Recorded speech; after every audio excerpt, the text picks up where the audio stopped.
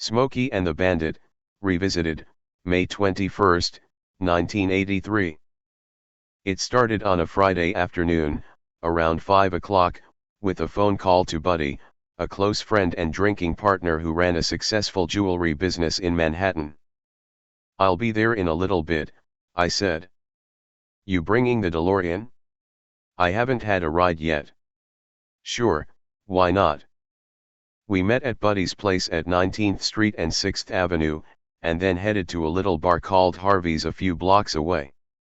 I'm not sure exactly how long we stayed there, but I know that by the time we walked out, I was already too high to get behind the wheel of any automobile, let alone a DeLorean, but I was oblivious to it, and so was Buddy. You'd think I would have learned a lesson after nearly killing myself and Anton when I smashed up my Porsche, but it never really sank in. Even though I had moved on with my career, my reckless behavior continued. On our way back to Westchester, we passed through Upper Manhattan, driving wildly. A police car spotted us and gave chase, but luckily we eluded them by taking side streets and running a few red lights. Somehow we made it back to Buddy's house without having an accident or getting arrested. When we walked into his joint, I quickly passed out on the couch. The following morning we got up and started drinking beer for breakfast, and the whole process started all over again. Later that afternoon we ended up in White Plains at a bar called Cheers, which was owned by Buddy's cousin. It was the day of the Preakness horse race, and everyone was having a good time, but we started to have a little too much fun, and realized we needed to split to avoid a confrontation or worse. By the time we left the parking lot, I had already smashed into two cars. As we pulled into an intersection on Post Road, I ended up ending a third car ever so gently. Unfortunately, at the same time a police car was passing us in the opposite direction and witnessed the love tap. The impact was so slight that I presumed there was no damage to either car, but the other driver got out of his $200 piece of shit looking pissed. I also got out of the car, but I couldn't find any damage. At that point the police officer approached and asked for my license and registration. Since I had been driving with a suspended license for DWI, I knew I was going to be arrested. I went back to my car and pretended I was retrieving it from the glove compartment. My survival instincts kicked in, and I made a judgment call. "Buddy, get out of the car." "Huh? What are you talking about?" he said. "Just get the fuck out of the car. Ace, man, don't do anything stupid." I laughed. "Don't worry about it. I'm outta here." As soon as Buddy got out, I pulled down my wing door and put the pedal to the metal, leaving a patch of burnt rubber in my wake. Now, I've done a lot of crazy things in my life, but this one was one for the record books. For the next hour I played a real-life game of Grand Theft Auto, leading police on a high-speed chase through Westchester County. I flew through red lights, bouncing off other cars and embankments, narrowly avoiding a major catastrophe. Although I was pursued by a half-dozen police cars, only one cop had the balls to pull up alongside me. I was going about 60 miles an hour against traffic on the Bronx River Parkway. He simply pointed a finger at the shoulder of the highway, a universal symbol for pull over, asshole. The officer couldn't keep up with me in his unmarked Chevy Nova. As I shifted into fifth gear, I politely smiled and waved bye, and left him in the dust. After losing the cops, I pulled into a deli to make a phone call. Steam and smoke were rising from the hood and the undercarriage, and the car looked like it had been through a war zone. I surveyed the damage and just laughed to myself.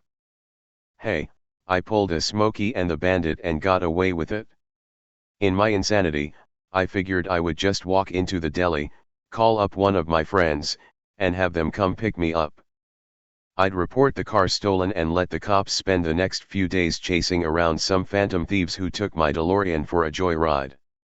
What I didn't realize was that the owner of deli had called the cops after observing me and the condition of my car outside. I called my buddy, Crazy Joe. Yeah, pick me up in a few minutes. I'm reporting the car stolen. What I had failed to notice was that the street was filling up with police cars. As I exited the deli, I was confronted by a dozen or more cops with gun barrels drawn and aimed at my head. It reminded me of a scene from the Blues Brothers. "Put your hands up," one of the officers shouted. "Don't move." I froze in my tracks, as they cuffed my hands behind my back. I wondered how I was going to explain the more than $6,000 I had in my pockets at the time. I mean, who carries that much cash, aside from someone looking to buy drugs, which of course was exactly what I had in mind. Luckily, I hadn't succeeded. $6,000 could buy a lot of blow in those days, and I can only imagine the charges I might have faced if I'd managed to make a score before the cops gave chase. As it was, they booked me on charges of drunken and reckless driving. I was fortunate, though. A couple of the cops knew who I was and immediately started making conversation. When we arrived at the police station in White Plains, I was treated like a celebrity by several of the younger officers. I posed for pictures and signed autographs. Then they took my mugshot, a keeper if ever there was one. In the photo I'm wearing a T-shirt with an Andy Warhol silkscreen of Marilyn Monroe on the front. Marilyn's eyes were made of clear plastic with floating pupils, and everyone got a kick out of it. Most of the officers and detectives were friendly, but one cop wasn't even slightly amused. He was a black sergeant, new on the job, and he quickly became agitated by the special treatment I was apparently receiving from the other cops. "Put this guy in a cell," the sergeant shouted. "I don't care what group he's with." The room fell silent for a moment. I tried to break the tension with the following line, "Yo, I'm with the Temptations." Everyone cracked up. Well, everyone except the sergeant, who stared at me disdainfully, in much the way he probably stared at any wisest drunk. He was about to throw my ass in a cell when another young cop stepped forward and intervened. His name was Jimmy Genter, and he was the cop in the Chevy Nova who had signaled for me to pull over earlier. "Hey, Sarge," he said. "Can I take him back to my office and see if I can get someone to bail him out?" The sergeant said nothing at first, then waved a hand dismissively. "Yeah, sure. Get him out of here." Jimmy took me to a back room, let me make a phone call, and gave me a cup of coffee. He seemed like a pretty serious guy, a little older than he looked, but he wasn't pissed at me. His demeanor was calm and professional. While I was waiting for my ride, he told me that he was a recovering alcoholic and had been sober for 3 years. He'd recently lost a nephew to a drunk driver, which should have made him want to kick my ass, but he revealed not a trace of anger. "Look, I'll probably never see you again," he said before I left the station. "But if you ever get tired of living like this, and you want to do something about it, give me a call." He handed me an Alcoholics Anonymous card with his name and phone number on it. Out of courtesy, I tucked it into my wallet, thanked him for all his help, and left with my buddy Joe, who had bailed me out. Little did I know at the time that Jimmy would end up being a lifelong friend. There were consequences to the DeLorean incident. My license was revoked, I had to pay a large fine, and I received a bunch of negative publicity that made international headlines. In a way, I was fortunate. Had this been 25 years later, the fallout would have been much worse. Mugshot on TMZ.com, video clips of my courtroom appearance on CNN, and cell phone footage of the car chase drawing millions of hits on YouTube. The worst sort of notoriety, a celebrity falling hard. Not to mention the harsh legal ramifications that would have come down on me. The other consequence was a court-ordered 2-week stint in a hospital detox unit, and some mandatory AA meetings. At one of the first meetings I was approached by a guy who looked familiar. He walked up to me, extended his hand, and said, "Hi, Ace. You remember me?" Not sure what to say, I merely shrugged. He smiled. I'm Jimmy, the cop who gave you the card when you were arrested. Holy shit. I hadn't recognized him out of uniform. How you been? He asked. I laughed. Seemed pretty obvious how I'd been. Working the program, I guess. We'll see how it goes. Jimmy eventually became my sponsor in AA and one of my closest friends. We've been to hundreds of meetings together over the years, and we've spent a lot of time hanging out and chatting. The difference between us is that Jimmy never relapsed. He was a rock, I was a rocker. But I thank God that he came into my life. He never gave up on me, through good times and bad. Especially the bad. Once I embarked on my solo career, I paid little attention to what was happening with KISS. There were financial and legal matters I should have handled more professionally, but I simply wanted to move on with my life and put the KISS years behind me. But I wasn't really moving. At best I was treading water. In my heart I realized that nothing takes you out quicker than resentment. And yet I was filled with it. I didn't want people to even mention KISS when they were in my presence, which was ridiculous, of course, since the band had been such a huge part of my life. I couldn't just pretend it had never happened. In a very real sense, the early 80s were troubled times until I formed my new band, Frehley's Comet. They were years largely wasted on drugs and alcohol. That entire period went by in a blur, as I isolated myself up in Connecticut. I tried to keep my nose clean, so to speak. Since I was still on probation, I knew that any future transgressions would not be dealt with lightly. It's really serious to get in trouble when you're on probation. You go right to jail, and jail is not a good place for celebrities. I'd walked away from the 12-step world after only a handful of meetings. This is for the fucking birds, I told Jeanette one day. From time to time, I rented out my studio to friends and other artists, simply because it was there and it was such a terrific state of the art facility. A diverse group of artists passed through its doors, the 1960s folk singer Melanie, Neil Smith and Dennis Dunaway from Alice Cooper's original band, Rolling Stones producer Chris Kimsey, and the late Bob Mayo from Peter Frampton's band, to name just a few. On one occasion I had a song idea I wanted to lay down, but I had rented out my studio to some friends. When that happened I usually went to North Lake Sound in White Plains. This particular studio was only 45 minutes away and had become sort of a hangout for me in the late 70s. It was owned by Chip Taylor, the singer and composer, John Voight, the actor, and Joe Renda. Incidentally, Chip and John are brothers. While I was putting down my song idea, some friends of mine stopped by to see what was going on. I decided to take a break, and after a few drinks and some lines I decided to call it a day without any more recording.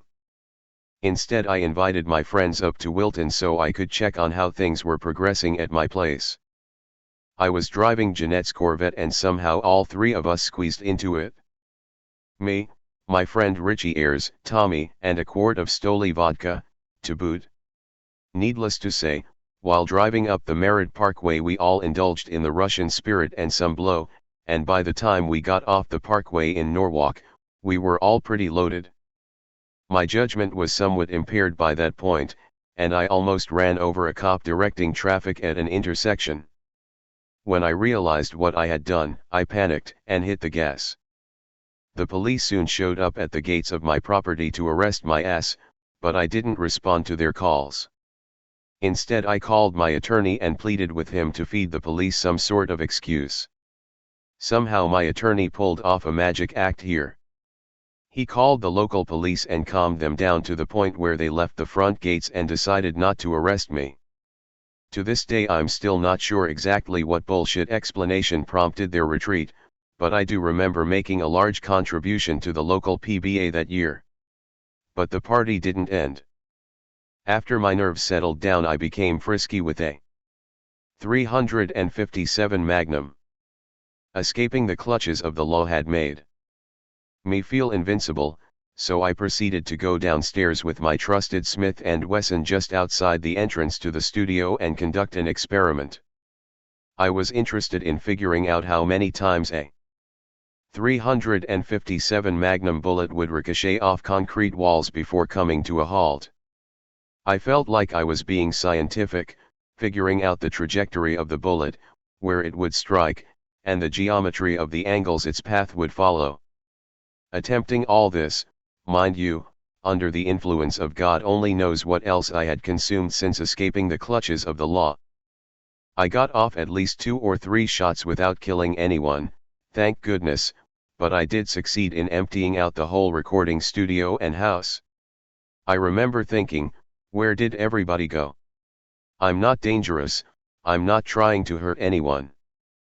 Fortunately, that was the end of ballistics training for the day, as I went upstairs for a nap. My recollection of this event was a little foggy, but when consulting with my friend Richie Ayres, he confirmed every detail. Incidentally, Richie's dad is the famous Marvel Comics artist Dick Ayres. Richie told me, I couldn't believe all the precise calculations you made before firing the first shot. It was as if you were a mad scientist on a quest. Thinking back, I thank God for getting my friends and me through that day without any injuries. I can't help but wonder, in amazement, how the human brain works. It can still retain with accuracy events that occurred while under the influence over 30 years ago. It's really quite fascinating. I worked intermittently on new songs, but I was rarely focused. Friends would come up to the house and we'd jam and drink and watch TV. Slowly, almost painfully, I put together enough material for an album, but I was in no condition to make a record. I'd wake up in the morning, and if I wasn't too hungover, I'd vow to spend the day writing and recording. Invariably work gave way to fishing and drinking and getting fucked up. I'd crack open my first beer mid-morning and wash down a few painkillers to ease the hangover from the previous night's festivities. If I started to feel tired, I'd do some blow. Then tranks at night to fall asleep. Pretty soon my drug use was out of control. Prescription drugs were relatively easy to obtain in those days. Physicians routinely handed out prescriptions for tranquilizers and painkillers with little trepidation. Feeling anxious? No problem, here's a script for 90 Valium. With 5 refills. Shoulder acting up from playing guitar? Don't sweat it. Take some painkillers. Can't sleep? Take a couple of sleeping pills. Around this time I met a pair of doctors in Manhattan. I can't remember who recommended them, but I knew other rock stars who also were their patients. These doctors were young and somewhat reckless. They both did blow, and sometimes they'd even accept cocaine from me as payment for an office visit. Our relationship escalated to the point where we started spending time together on occasion. I specifically remember hanging out with them one night at the Limelight Club on 6th Avenue in Manhattan. It was very crowded, and I think Alice Cooper was playing that evening. These guys had been prescribing me some of the most potent cough syrup you could get, called Vicodin. It was like drinking liquid codeine, but it looked and tasted like cherry syrup. We'd all order club soda and go into the bathroom and spike it from my prescription bottle. I remember cracking up about it, since everyone in the bar assumed we were drinking vodka and cranberry juice. Under the circumstances, I didn't feel like I was doing anything all that bad, but eventually it caught up to me. It happened on Mother's Day. On the way to dinner, I walked into a pharmacy to pick up a prescription, and the next thing I knew I was being handcuffed and taken away by federal narcotics agents to the Westchester County Jail. Getting arrested on a Friday sucked because the chances were pretty good that you'd be spending the entire weekend behind bars. Judges and district attorneys don't like to work on weekends, so if you hope to post bail, you'd better know someone in high places. I was booked and put in cell A, 27, and that made everything seem that much more surreal to me. 20, 7 has always been my lucky number. I was born on the 27th, after all. Anyway, at this point the Assaman started to worry. I was scared and nervous, but not for the reasons you might think. I didn't have any drugs on me, and it was only a matter of time before I would start kicking. Inside my cell, I tried to appear calm and collected, but in reality I was beginning to panic. I decided to lie down and try to get some sleep, but soon enough I was awakened by a guard shining a flashlight into my cell. "Hey, Ace," the guard said with a laugh, "how was the concert?" I tried to ignore him, but it happened on and off through the night, and I didn't sleep a wink. By morning, my withdrawal symptoms had really kicked into high gear. Then I remembered something a friend once told me. If you ever get stuck in jail, throw a fit, and they'll put you in the forensics unit. It's generally safer there, with trained medical personnel who are primarily concerned with making sure no one gets killed. Best of all, they hand out medication to inmates. So that's what I did. I became hysterical, screaming obscenities, crying my eyes out, pleading for help, telling everyone I wanted to die. Now, the truth is, I was feeling more than a little anxious, but this was a significant embellishment. In my mind's eye, I was Jack Nicholson in One Flew Over the Cuckoo's Nest, faking his way to a diagnosis of schizophrenia so he could do easy time in the psych ward. Of course, things didn't turn out so well for OL Jack, and they didn't turn out so well for me, either. They ended up putting me in the forensics unit, all right, but it wasn't quite the country club I expected. Rather, it was a smaller and creepier version of where I had just been, with one major difference. All the crazies and suicidal inmates were also on my cell block. In general population, I had my own cell, but in the forensics unit I was tossed into a cell with 3 black guys. Here I was, a fallen rock star and fraudulent nut job, surrounded by legitimate psychotics and the criminally insane. Nearly everyone knew who I was, to the guards, the inmates, and the hospital staff, but most of the time I just got the cold shoulder. "See that," one guard said to me, pointing to the unit's lone elevator. "When you leave this place, you have 2 choices. You go out through that door standing up, or you leave feet first in a fucking box. Your choice, asshole." By midday, finally, we were told to line up to receive our medication. And not a bit too soon for me, since my body was craving drugs. Eventually I made it to the counter, where a nurse handed me a small paper cup with 2 small pills rattling around at the bottom. I gasped as I looked down at them. "Benadryl? That's what you're giving me? Fucking Benadryl. What the fuck am I supposed to do with this?" "Sorry," the nurse said. "That's the best we can do without a prescription, and the doctors have all gone home for the weekend. You'll have to wait until Monday for anything stronger." I couldn't believe it. I was totally fucked, far worse off than if I'd stayed in cell A, 27. Here I was, no drugs, feeling like shit, and locked up in a cell with a trio of guys who looked like they wanted to fuck with me.